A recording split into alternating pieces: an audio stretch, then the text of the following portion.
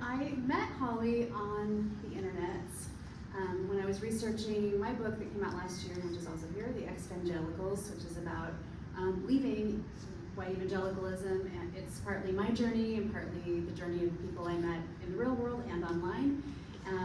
Holly is a fascinating person in person, as she was and is online, and I came across some of her posts and comments, and I thought, this is somebody I want to talk to. So we had a really fascinating conversation like 3 years ago, I think, or more, on the phone. Yeah, it was a great conversation, actually. I remember that very well. Yeah, I think it was, I don't know, when did your book come out? Last year, but it takes a long time to write a book. Yeah, it was. I think it was 3 years ago. But Holly and I just met like 2-3 weeks ago in person for the first time, so this has been really fun. This is really exciting for me because I've spent the last year and a half being on this side of these conversations, and I, as a journalist, am much more comfortable sitting here asking you the questions. So we will begin. I just want to start off, Holly. You of course grew up as a missionary kid in Kenya. That's what your book is about. Could you begin by sort of painting a picture of that life for us? What was your life like as a missionary kid? Well, that's why I wrote the book, Sarah, so I don't have to answer this question. I'm just kidding. Whatever you want us to know, I think will be important. Anyway, first of all, thank you so much for being here. I really appreciate you doing this and all the help you've given me promoting the books. I really appreciate that. And thanks everybody for being here. Really appreciate it. I was afraid we would have nobody here, which my last event was kind of like that. So it's really nice of you to come. Yeah, so as I describe in the book, being a missionary kid is kind of, you're living in a place within a place, really. You're in a bubble within a country that is not your own, but you're not really part of that country. It can differ somewhat based on where you are. I think your MK's, by the way, MK is Missionary Kids, so that's the shorthand, those of you that aren't from evangelical backgrounds. So MKs raised in Europe tend to have a very different experience because they are closer, certainly closer in socioeconomic station than to the community surrounding them. But in the developing world, it's very stark. You're never really part of the culture, you're never really part of the community. You live far above in economic station to the people around you. And so you don't really mesh in that culture, but then you come back to America and you don't really fit there as well. So that's one of the things that came out most in my conversations with the other MKs that I interviewed for the book. I interviewed over 80 MKs and surveyed a few hundred, long form survey. And that's definitely something that comes out is just the struggle to feel belonging, the struggle to feel like you fit, the grief of leaving and a place that you never really belonged there either. It's a very specific form of grief, I believe. And yeah, so that's kind of, but I mean, myself personally had a pretty happy childhood. Both can be true. Yeah. I mean, one of the things I was sort of struck by reading your book was, I thought that I grew up in a bubble as an evangelical kid in the Midwest. Growing up, especially as I get older, one of the things I write about is feeling like, oh my goodness, I miss so many cultural touchstones. I kind of was in this insulated culture, subculture. But in many ways, you were like in a bubble, almost within a bubble, and then of course you add the layer of totally different cultural experience for much of your life. One of my best friends growing up was an MK, and she would come home, I think it was every 4 years on furlough. Is that what you called it too? Yeah. Yep. And in between, we'd write letters or emails, and this was like the 90s, so for very, very early iterations of like web-based phone, which was terrible. But I'm just curious, like, what was your connection like to the U.S., to home? Were you able to maintain friendships, and if so, what did that look like? Yeah, no. And it wasn't home. I mean, we, this was pre-internet days, and really we didn't have good phones either. So, in fact, our phone at my boarding school was it didn't even have numbers. It had a crank on it, and you cranked it, and then you got an operator who was usually very cranky herself, and she may or may not connect you to your parents. So did you have the crank phone, Will? Sorry, we've got an alumni did you even, he never saw a phone. We've got an alumni from the 1950s in the house here. No, I never saw a phone there. Yeah, well, we had a phone by the time I came on, but nobody used it because it was such a pain. The phone lines before mobile phones in the developing world were very unreliable. So I didn't have, and we had no television. There was no television. Oh, you could watch Kenya broadcasting, so you could basically see what the president did every day, which was really fun. He was such a fun guy. State-sponsored TV? Yeah, state-sponsored TV. You could see him plant trees. It was very exciting. We had no, and when we first moved there, we didn't even have a VCR. When I got to be about 8th grade, then we got a VCR, and then people in America could send, or when we went to America, we could tape things off the TV. So my cultural knowledge, you think yours is bad, is very spotty. It's like, there are certain episodes of The Cosby Show that I know word for word. And then there's whole swaths of pop culture that I've never heard of that everybody. I'm caught up a lot though. I feel connected to Gen X now. I've seen all the movies. I've seen The Breakfast Club finally and all of that, but there were big gaps, and yeah, no real, get some letters and from relatives, but not a big connection. No. So what was it like when you would go back to the US during those breaks? Well, when we first got back, it was very exciting. We would go straight to like Target or Walmart or something, and we would just go on a rampage of just buying junk food. Because in Kenya in the 1980s, you couldn't really buy anything. Really, the markets didn't really start to open up, and consumer goods didn't start flooding in until after apartheid in South Africa. There was a blockade on South Africa, and South Africa was a major sort of economic engine, the most developed economy, but completely cut off. So once South Africa opened up, then it really changed. But before that, you couldn't buy a Snickers bar. You didn't have anything like that. You couldn't buy nice clothes. You couldn't buy anything like that. So we would go and we would just like buy clothes and earrings and jewelry and Snicker bars, and we would go to McDonald's and like gorge ourselves on the American food, and it was like really fun. Living here. It was really fun for about 3 weeks, and then it was like, then you wanted to leave. And unfortunately, I had to go to public school here for a brief time, 2 stints, which I hated. And yeah, so then you just wanted to go home, your real home. But did you feel like you were home when you were there? Yes, definitely. Definitely felt home. That's where I belonged, and definitely within, again, that very sort of insular community. You talked about, both for yourself and the Missionary Kids you interviewed for the book, about this feeling of being between worlds, as you put it.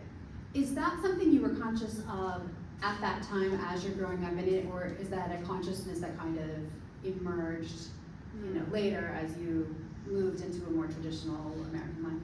That's a stumper. I think nowadays MKs, they start talking to MKs. There's a lot more support for MKs now. And so like they're very conscious of it even growing up, and it's something that they talk about a lot. But in my day, I don't know that I really was. I think I thought as a child that I really belonged in Kenya. But as I've come to realize as an adult that I'm not a Kenyan. Like my cultural knowledge at the time was pretty poor.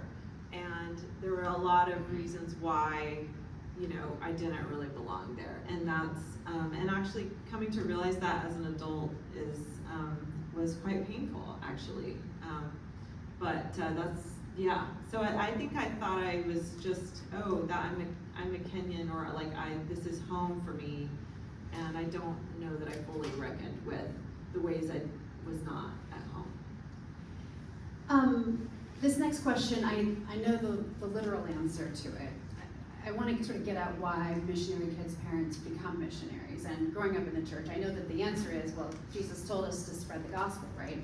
But only a tiny percentage of people who believe that become missionaries. So The best ones, the Sarah. best ones. Clearly not my thing. So I guess, I want to sort of get at the deeper reasons beyond, and not to diminish the reality of those convictions, but what do you think it was that motivated the people who decided to literally go to the third world, to the developing world, to leave their homes and carry out what they saw as their calling? What motivated them to do that?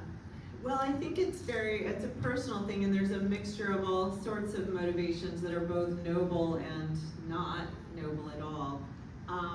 I certainly saw, grew up with some missionaries that I deeply admired, who were just, particularly the medical missionaries. For one thing, they were the ones that treated me when I was sick, and a lot of them were really just kind and genuine people. So I think they, genuinely wanted to help people and had skills that they knew could be of service, particularly in Africa. But and this isn't true just for missionaries, this is true for all of us if we're honest. Taylor Swift, the prophet Taylor Swift, has a line in the song Antihero about, do you see my covert narcissism I disguise as altruism, like some kind of conversation. Such a good line. And she, I think in all of our altruism, there is a lot of ego. We want to feel like a good person. We want to be the heroes of the story. I certainly saw that big time in the mission field in many ways. There was a lot of my friends, quite frankly, have parents who rank on the narcissism scale, I would say. Like, that's something that we have talked about as friends over the years.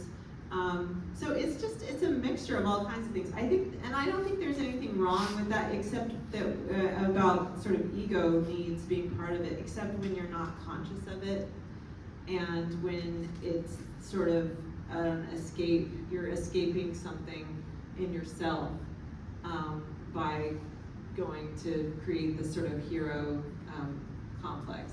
So. I think one of the chief criticisms of missionary work has for a long time been the idea that it's imposing one culture on another, usually a more powerful, dominant culture on a less powerful, marginalized one, certainly imposing religious ideas. You have sort of a complex view of some of these questions. You write that missionary work can be an exercise in self-gratification and an extension of colonialism, but you also suggest that some of the popular narratives around colonialism and missions are misunderstood or even exaggerated. And I just wonder if you could kind of unpack that. Well, I think it depends what stage, and there's a lot of variations in missionary work, and one of the things that surprised me in researching the book and looking at the history of missions is that, the early missionaries in the 19th century who went out to places like Africa and China and India and places like that. Burma was another big destination for American missionaries in the 19th century. They may have gone with a sort of colonial narrative in their minds. They certainly did with, we're not just bringing our superior religion, but we're bringing our superior culture. And there was certainly a condescension to the local culture, not just on religious grounds, but even on economic grounds. Not, they weren't pursuing sort of market capitalist means of, of economic activity, for instance. But once they got there, they were in an incredibly vulnerable position. Many of them died from disease. They had very little support. Most of them early missionaries went for life. Some of them never returned to America, and when that's what they expected when they went. And they lived a very precarious existence. They had to build their own homes, and also in some of the religious work too. Some of the early religious work was Bible translation, and they had to rely on locals to learn the language, but also to translate the language. And so, ironically, I find that some of the early missionary work, even though it was more overtly colonial in intention, in practice there was a lot more partnership than happened later. I really distinguish it particularly from the post-World War II period when American missionaries almost over after World War II, us mainliners got out of the game pretty quickly, and it became overwhelmingly evangelical conservatives. And then America, they went as Americans, as members of a bona fide global superpower, economically, geopolitically, and they carried with them that power and that sort of differentiation from the local community. And so by the time I was growing up, and then the arrogance, I mean, not to, evangelical theology, I mean, whatever you think of it, I mean, it's sort of inherently arrogant. Like, you believe that yours is the only way, not just Christianity, but your form of Christianity. I grew up hearing that us mainliners were heathens going to hell, So, yeah, sit with that, friends. Sit with that, friends, So, there's a lot more sort of power and arrogance that accompanied American missionaries after World War II. And I, as a child, very clearly picked up on the deference that was shown to us. I still see it when I travel overseas, but now I'm conscious of it, and so I don't read too much. But it made me very uncomfortable as a child to see how people just fell all over themselves for my parents and looked to them for advice and whatever they said, and wouldn't have conflict with them, and just how we were the celebrated guests everywhere we went, and the children would wave and smile, and it was very uncomfortable to feel that, you're a minority that doesn't fit in, but you're a powerful minority, and it really didn't sit well with me as a child. If you had a friend who was thinking about becoming missionary, and they came to you for advice, They wouldn't. if they said, I'm going whether you like it or not, Yeah. what would you say to them? What advice would you give them? I mean, I think the idea of calling is very complex, and obviously it's very subjective. That's one of the issues involved that I talk about in the book, is it is very subjective, and most people in evangelical circles, if they say they're called, then there's no further questions asked. I mean, you can't interrogate that at all. And so, I don't, and there's of course a secular idea of calling too. People feel, I felt called to write this book. Some people would say called by Satan, but I felt a strong, and then the way things sort of fell in place so that I was able to write this book, you could say that sort of confirmed a notion of calling that I have. So it's very subjective and mysterious, and I wouldn't want to, judge too harshly, but I do think people need to interrogate their own sense of calling and to ask, where it's coming from. I think in this day and age, I think you also, I would hope people who are going to the mission field would ask, why does it have to be me? How, Christianity is a global religion, not just Christianity. Evangelical Christianity is literally everywhere. And there's internet and films and books and all of these things. And so it's like, why do you really want to go? And why? And what is the sort of ego side of it? Because I don't know. Especially, I really talk about in the book the contrast with, Christianity is a global religion, and yet I look at the American church, and it's pretty much the most ill church.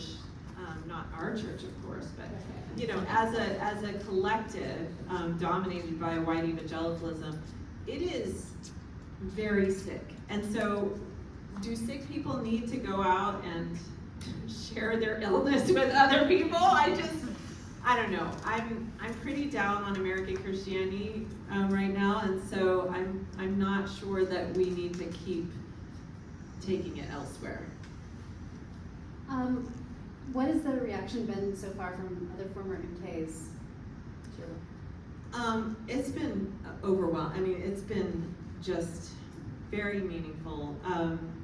I get emails pretty much every day, one or two, from people, and then I see discussions on various online MK forums. There's been some criticism, for sure. Not everybody's happy, but what I've seen most expressed is that they feel seen and they feel heard, and in a way that they didn't before. And even those that disagree with some of my broader conclusions about the enterprise and about white evangelicalism, that they, at least some of those people, have been able to sort of set that aside and still feel seen, and that's really what I wanted the most, and so it's really gratifying to have that response for sure from MKs.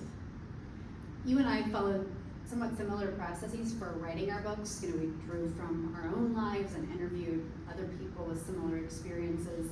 I wonder, and I'm asking this because I've had a similar experience. It's been very rewarding. I've heard from a lot of people who were touched, but the process for me was like nausea-inducing because, you know, I mean, it's digging deep to go into your childhood and your family and your personal life. I didn't feel like there was any other way I could write the book without doing that, but I wonder what it was like for you. Like, how did it feel to spend so much time with these themes that had shaped your life and to be writing about your own life? Yeah, well, so before I wrote this book, I wrote a memoir and I didn't end up using much of that it was not published. I didn't end up using much of that in the final work, but I would say the process of writing that was really important to writing this book, because I sort of processed through a lot of my own experiences and connected a lot of dots while I was writing that. So then this is actually the best of both worlds, because then I got to sort of bring my experience to bear, but hide behind other people a little bit. When I thought about publishing the memoir, I was, obviously very nervous about my own family, and there's a little bit of my family in this book, but actually it's pretty little. There's really not much about them personally, and I did that somewhat intentionally. And I found that I could speak about my experience without getting too much into our particular family dynamics. I mean, one of the reasons is a lot of my childhood was spent away from my family at boarding school. So that was part of the reason why. But it ended up being a really great way to, bring out the messages that I wanted without really exposing my family, frankly. So yeah, I'm thankful that I could hide behind the stories of so many other people. I think I have just one last question, and then we want to take some questions from the audience. And this one is more about kind of the larger evangelical world. When I interviewed you a few years ago, we talked then and we talked again recently about the fact that when people leave rigid religious spaces, sometimes they find community elsewhere, but sometimes they don't so easily. And I just kind of wonder, from writing this book and otherwise, what have you been seeing and hearing about life outside of these really close-knit, but sometimes harmful religious contexts? Yeah, well, actually, so obviously the ex-evangelical, there's a heavy overlap between the ex-evangelical broadly and the MK community, and there's a lot of, I don't know, there's no way to know the numbers or the percentages or whatever, but a lot of MKs, enough to have whole Facebook pages, are consider themselves ex-evangelicals of one kind or another. Some of them are still Christian, like I am, or try to be. Some of them are nuns. They don't go anywhere. Some of them have gone to other faiths or traditions, and so there's and for MKs, there's a lot of additional baggage. As that's why I thought the premise of the book is not that, everybody should be fascinated by MKs and here's our story and please read our story because it's just so fascinating. The premise of the book is that MKs are actually really good sources for looking at white evangelicalism, because they are sort of they're the children, they're on the front lines. They're the heroes' children, the children of the heroes of the movement, the celebrated. They're kind of maxing, in a way. You know what I mean? Like, instead of using like internet lingo, but like they're doing it like the most in a way. Yeah. No, they're the saints of the movement. And don't you know, we knew that. That was one of the other big things that came out is again, watching on both sides of the world, watching my parents just like worshipped is. Well, that's not real fun for a kid, actually. When you're little, it's like, wow, my parent is so cool. And then you get to be a little older, and it's like, these people are crazy if they think my parents are this cool, So anyway, so they're really credible sources because they're on the front lines. And then they're a lot of the baggage. They're carrying a lot of heavy baggage of the movement's baggage as well. And then they have the sort of insider-outsider perspective of they're part of the American church, but they're not really part of the American church, and they have a perspective on the United States and American Christians that even their parents aren't getting because they're more invested in the whole enterprise. So that was kind of the premise of the book.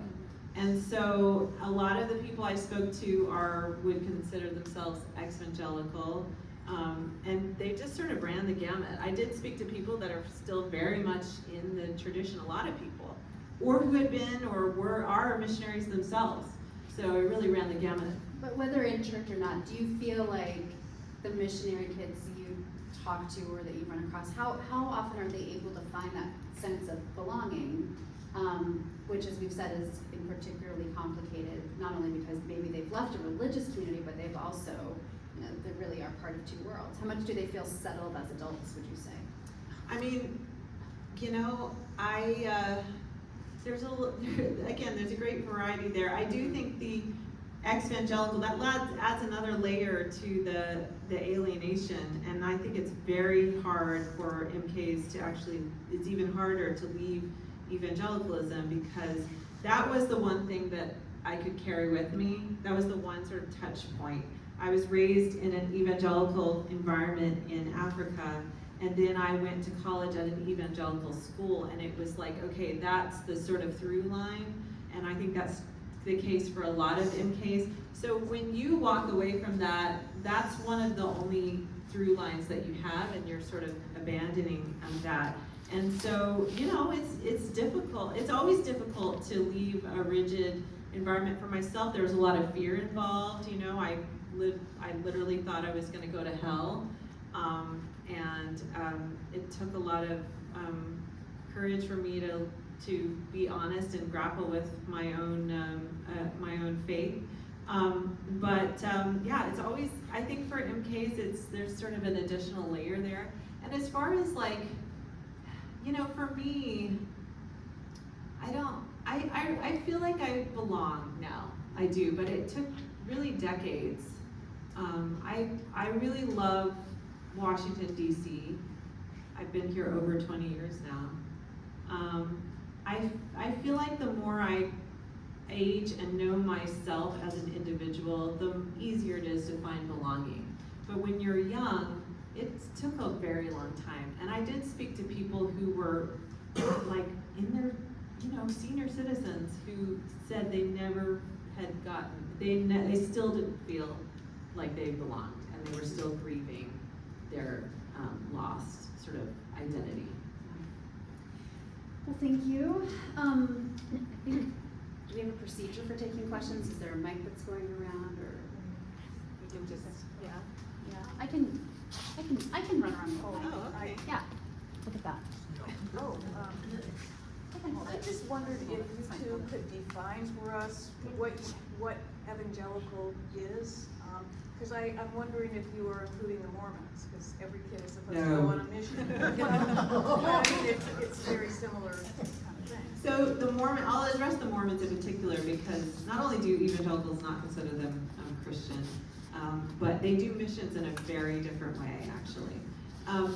Whereas evangelicals send out families on a more permanent basis, Mormons pretty much send out young adults on a temporary basis.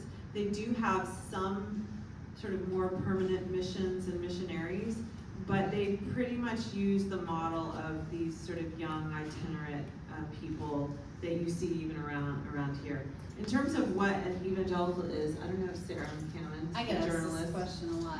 I I'll mean, let you take it. I think we use the same definition. it's a very contested and debated definition. There, and many people who are evangelical don't really, they might like check it on a survey, but they wouldn't lead with that definition of themselves. Like, I always talk about the fact that when I really didn't know that I was an evangelical until I went to a college called Trinity Evangelical, the College of Trinity Evangelical Divinity School, and we talked about like evangelicalism versus fundamentalism in Bible class, and I was like, oh, I guess we're evangelical. Like it wasn't, we were just Christians.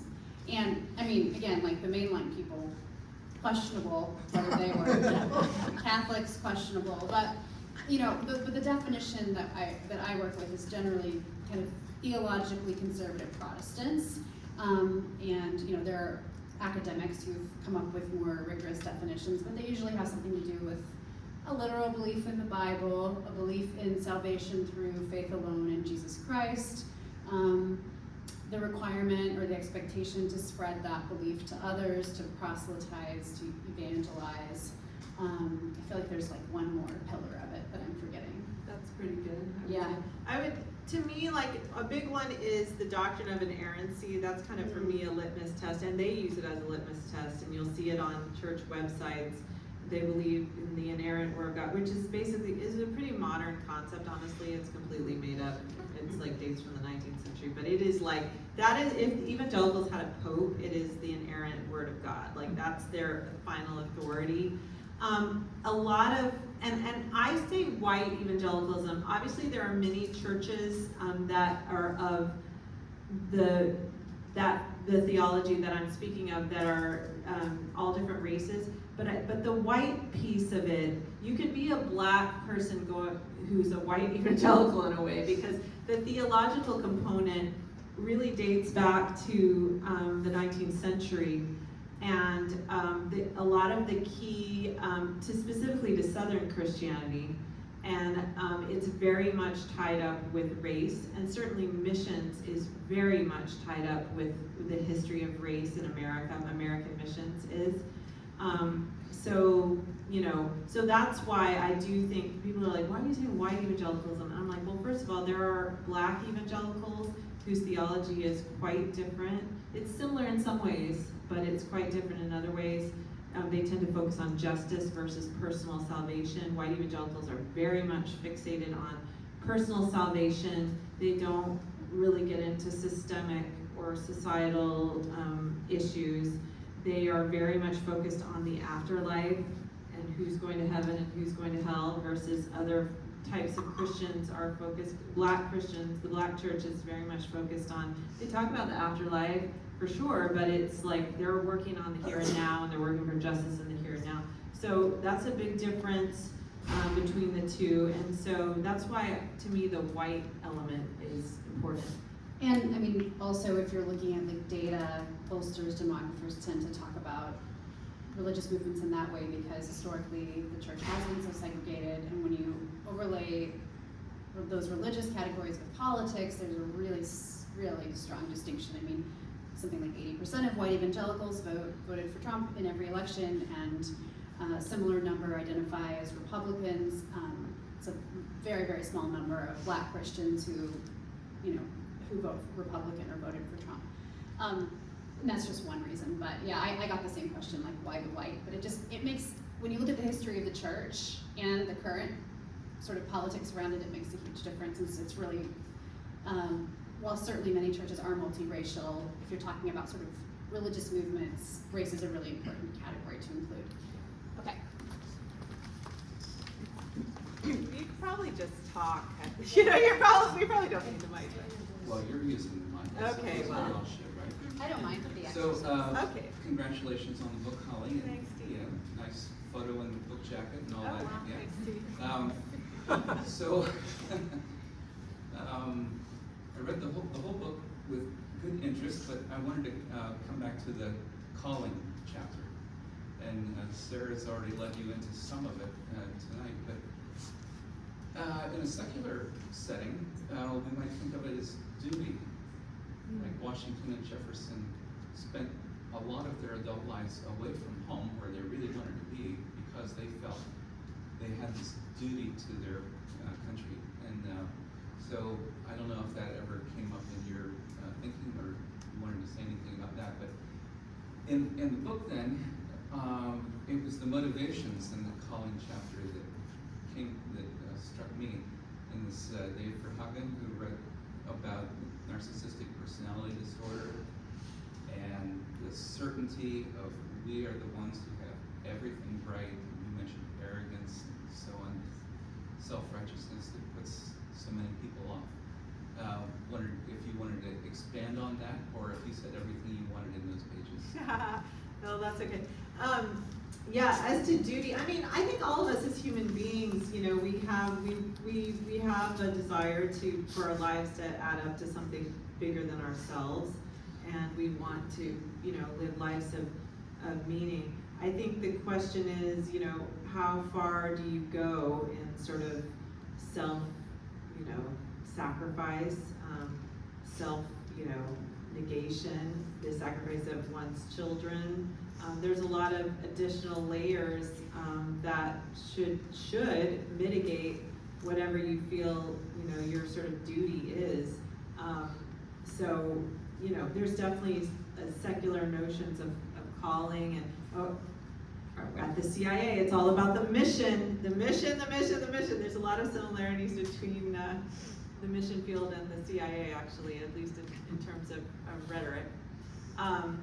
So that's a fair point. I think the issue that I'm getting at, and what is hurtful to Missionary Kids, is how it's spiritualized, and that's true of many elements of white evangelical culture. It's not that maybe it's completely unique for human beings or religious people, but it's how, you know, it's spiritualized, and how, you know, sacrificing your children then becomes, you know, something that's noble, you know, that is, and something that God wants. You know, as a child, that can really mess with your brain. In terms of, yes, Dave Verhagen, I don't know how to say his name properly. His book probably unlocked for me more than anything just all of my thinking about my upbringing and the whole culture. It's called How White Evangelicals Think, and he's a clinical psychologist, and he identifies greater than average rates of narcissist personality disorder among white evangelicals, and he identifies what he calls a collective narcissism among white evangelicals. And that like resonated so much with me, because, so if you know anything about narcissism, narcissists have a deep-seated sense of shame but it's subconscious, that they sort of don't want to face. And so they create a grandiose narrative over top of that. And they live consciously in this grandiose narrative, and where they're, you know, that's covering for this sort of deep-seated shame. And that, for white evangelicals, not only is the American church's history not great, the white church, the complicity with slavery and racism and lynching and on and on and on, and misogyny, that's not even getting into the whole gender issue. There's a lot of shame to be had there, but theologically there's a lot of shame too, because, you know, the idea of sin, and you're just browbeaten with the idea of sin, and you're, you know, in Calvinist theology, I think you're a worm, you're like a worm, and you're like, just like, so there's sort of there's a lot of a shame-based theology there too. And then you see this grandiose narrative, and you see it very clearly in the Christian nationalists that we see so vividly now, how they talk about America and their claim to America, and, you know, as a Christian nation, and we're like destined to, you know, this is our sort of destiny as a Christian nation. They feel like they should sort of, they have an ownership of America, that they should own it. But then you see it on the mission field too, and again, I say in the book, it's not a coincidence to me that the largest, most sophisticated mission organization in the history of humanity, was started literally to appoint slaves as missionaries. That's the Southern Baptist Convention's International Missionary Board. The Southern Baptist Convention split away specifically over the issue of missions and missionaries, because they wanted to appoint slaveholders as missionaries, and the National Convention would not do that. And so they formed their own denomination specifically to appoint missions. And my experience growing up in the Southern Baptist and what I see of the Southern Baptist today is missions is clearly an idol. I mean, they are all about missions. They're even, Russell Moore revealed in the discussions in the Southern Baptist Convention's executive committee over their sex abuse crisis, they literally said, someone literally said, we can't let this get out because it will harm missions. I mean, think about that. So there's the shame, and then there's the grandiose narrative. And missions have always been a grandiose narrative that white evangelicals love to revel in, and that they has served as a very nice distraction from what is happening here. You can go and be racially enlightened, go help the Africans over there, but then at the literally the same time, your deacons and pastors are lynching them here in the United States. I mean, it's some pretty messed up stuff, guys. How are we doing on time? Do we have time for a couple more? Yeah. Yeah? I have a superficial I can question. hear you. I can hear you. The jacket. Yeah. Which I had nothing to do with. Authors never do. Amanda Kane, is that somebody you know? What's that? Amanda Kane? No, I don't know. You don't know her, but she did the jacket. Oh no, see, that's the publishers do all that. So. Well, it's a nice jacket. Yeah. Thank you. You know, I will tell you about the jacket. I didn't like it at first, and again, you aren't given much. I don't know if you were I given think much. they gave me like 2 options. And They gave me no option. I made it more sepia and less black and white, so that was my big, I like the sepia. contribution to the jacket. But when I first saw it, I was kind of like, I don't know, this upside down kid. It's Well, I kind want of, you to explain that. it's kind of disorienting. You know, I don't know. People don't know which way to hold the book, and then I'm like, yes, it's kind of disorienting. But thousands of books, it's hard to make a People jacket. don't know which way is up, and then and to me, then I realized, like, that's kind of my entire life. There you go. Which side of the world am I walking on? Okay.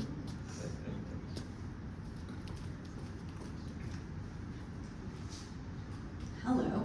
I have a question for both of you, because I read both of your books, and you both grew up, and you mentioned this today, like in bubbles. You know, evangelical bubble, missionary, even more intense bubble.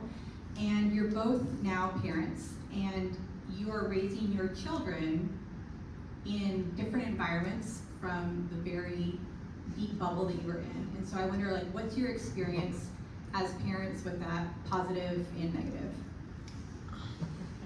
Sarah's like, my kids are sitting here in this room, so this might be interesting to them. So I had my kids, we had our kids, my husband's also in the room, and he has a lot less religious scar tissue, having been raised Lutheran, although the conservative kind, but still.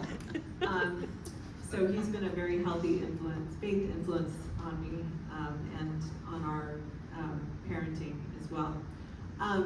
But our kids came along as I had started really grappling with my break with evangelicalism. Started big time in graduate school, and I got divorced. I was married very young, as many white evangelicals are, and then that just miraculous. Like, how did that not work out when you get married at 19 and you're like a head case? I don't know. So then I got divorced, and the sort of shame and stigma of that in white evangelicalism was something that really caused me to have a lot more empathy for others who are stigmatized in that community. And then that combined with my PhD program and learning about American history and just being around for the first time in my life. Okay, get this, guys. Graduate school was the first time in my entire life on 2 continents that I had any friends who were not evangelical. 21, 22 years old. That is the bubble, man. I mean, and guess what? They were nice people. They were really nice people. They were very loving people. I had been told that we are Christians by our love, and everybody else doesn't know how to love like we do. And it turns out it's like actually they're better at this than y'all are. A lot better than this because they don't have so much crap in their way. And so that sort of started jarring me loose. But we were still going to a church I would classify as evangelical by the time our children were born, because I just couldn't quite make a final break. I was afraid. I was literally afraid that I would go to hell. And then as a parent, I was afraid that I would send my children to hell. Like if I didn't raise them right, and if I didn't raise them in a certain tradition, that my children would go to hell. And like, how terrible is that? But as they grew older, and just, I have a daughter. We were in a church that didn't ordain women and that discriminated against women. That was not going to work. They were at an age where we knew gay people, and we were going to a church that did not affirm gay people, and that was going to be a problem. And we got tired of constantly explaining to them, well, the church believes this, but we believe this. And eventually, and then finally, what led to like a final open break, where I was just like out and proud as like an ex-evangelical, out of the closet. Sorry to glom onto my gay friends' journeys. That's probably disrespectful, but was with the Trump administration. And once I saw my parents and so many people that were the moral authority and held such fear over my life, once I saw them go along with something that I clearly saw as a great evil, it was like, I don't care what you think anymore. Like, I may be going to hell, but I don't know. I'm not sure where you're going is good. So, anyway, that was kind of the final stage. I had changed internally before that, but being out and just kind of vocal about it, it was definitely the election of Donald Trump. Yeah, I wrote a whole chapter on parenting because I came across these kinds of dilemmas and questions a lot in my research, and obviously had experienced them myself. And then I'm blanking on the title, but there's a good book by Becca McNeil, who used to write for Christianity Today, that is entirely about this question of sort of how to raise kids post-evangelicalism. I too had a first marriage that didn't work out, although it was longer. Sarah. A first evangelical marriage. It was longer, and my two kids were born from that marriage. And my former spouse and I had both we'd grown up deep in the church. He was a pastor's kid, but we both had kind of, to use maybe an overused word, but a lot of trauma. And I think we just we didn't quite know what we thought, but we knew we didn't want to raise our kids in a church that didn't include LGBTQ people. I write about my gay grandpa, who was a huge influence on me. I loved that, by the way. That was the best part of the book. It was personal for me. It was so beautiful. I loved that. Thank you. You gotta read it. You gotta read it. Oh, thank you. So for me, it was kind of a slow, it was a little bit different journey, but similar in many ways. I probably would have said I was not an evangelical by my early mid-20s, but I didn't really know what I was, and also had some of the same fears, and it's a lot to unpack. So we just did not really raise our kids with much religion at all. We kind of did low-key Episcopalian, like baptism and occasional attendance, but we didn't really know what we were doing in the Episcopal Church, because there's it's beautiful liturgy, but we didn't know what we were doing. And so my boys are now, one's in college, one's in high school, and neither really has much of a religious identity. We've both talked about religion and faith, and I'm remarried. My husband Greg is in the back. He's Jewish, so that's brought another the second husband. Love the second husband. Second time's the charm. It is.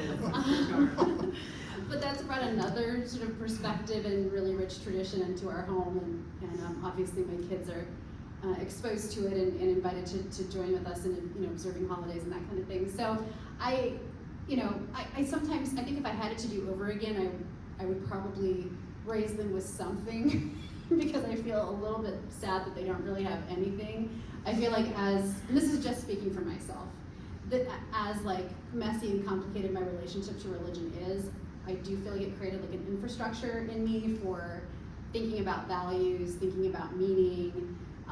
There's a whole kind of language and there's a rich history there. This is like probably going to irritate both religious and non-religious people that what I'm saying. I don't know that it matters that much what exactly that tradition is, but I kind of wish I'd given them some kind of an infrastructure. But you know, if that's something that they choose, or they eventually partner up with somebody who has something that's significant, they can certainly adopt. And you know, I continue to find a lot of meaning in, you know, both sort of sharing my husband's traditions and the parts of my own tradition that are still meaningful for me. So it's a tough one though, and I felt like I heard from parents or would-be parents who were really struggling with how to navigate that. Yeah, I just want to say this church has been a tremendous blessing to me. It's been a place of a lot of great healing. The more I invest in our community, the more I get back. And I think that's true of any community. So if you're in a community of any kind and you're not getting what you need, maybe put a little bit more in. I don't know. That's all I would say. But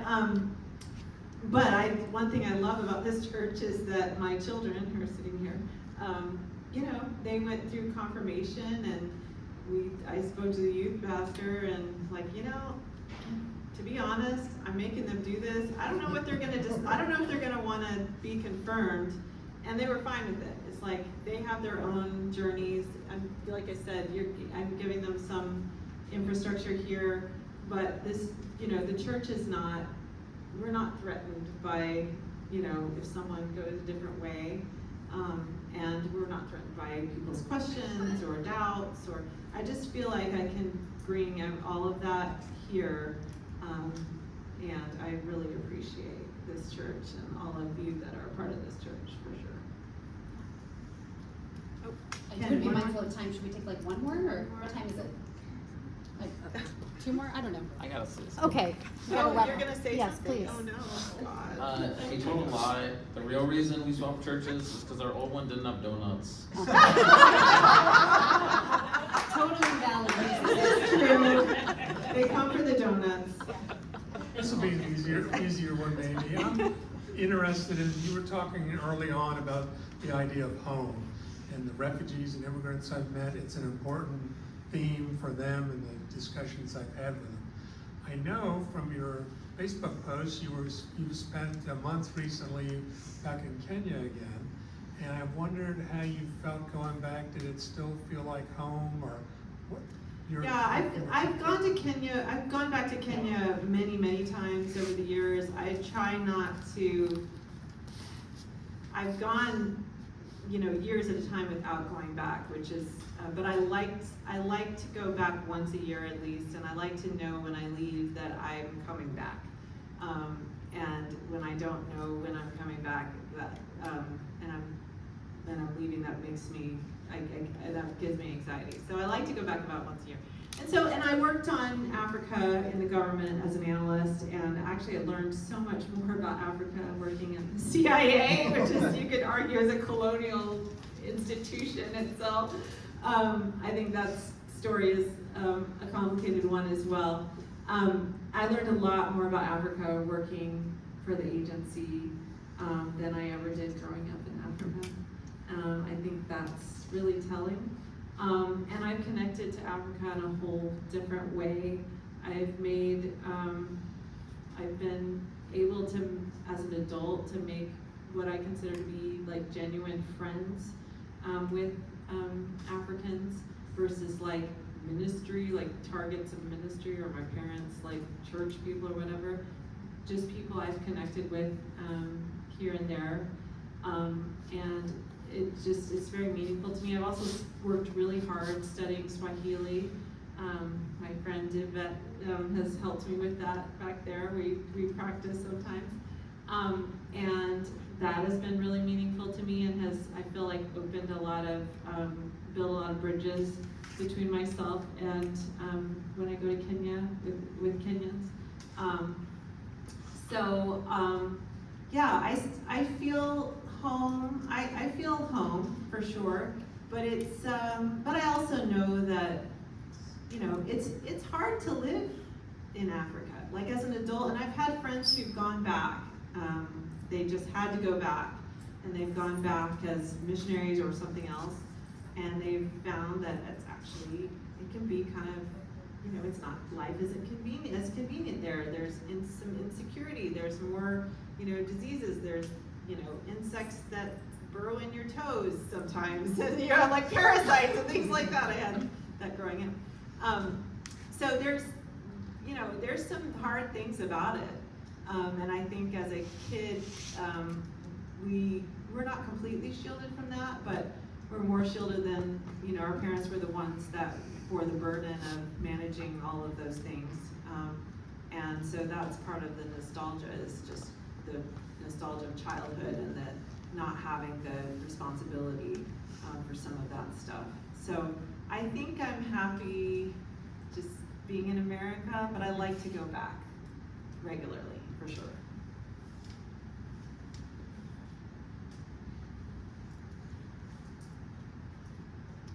Okay, so thank you so much for coming.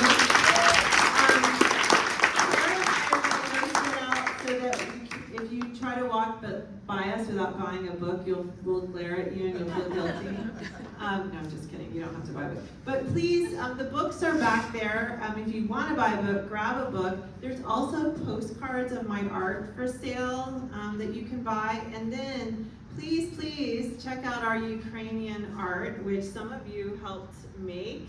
Tatiana is here today. She helped make some of that. Is anyone else that was here on Sunday? Oh, Cindy helped make it. And there's different sizes and price points. And all 100% of the profit goes to Razum for Ukraine, which is kind of the main charity that operates in the United States. And we've already donated $1,500 to Razum for Ukraine with this art. Also, there's a sign-up sheet on the table. If you would like, you don't have to be a skilled artist, if you can glue a piece of cloth to a board and make kind of a collage, then you too can help make Ukraine flag art. Is there an entrance exam? Like, do you have to demonstrate? No, but I do go back and correct some of them. I do the painting.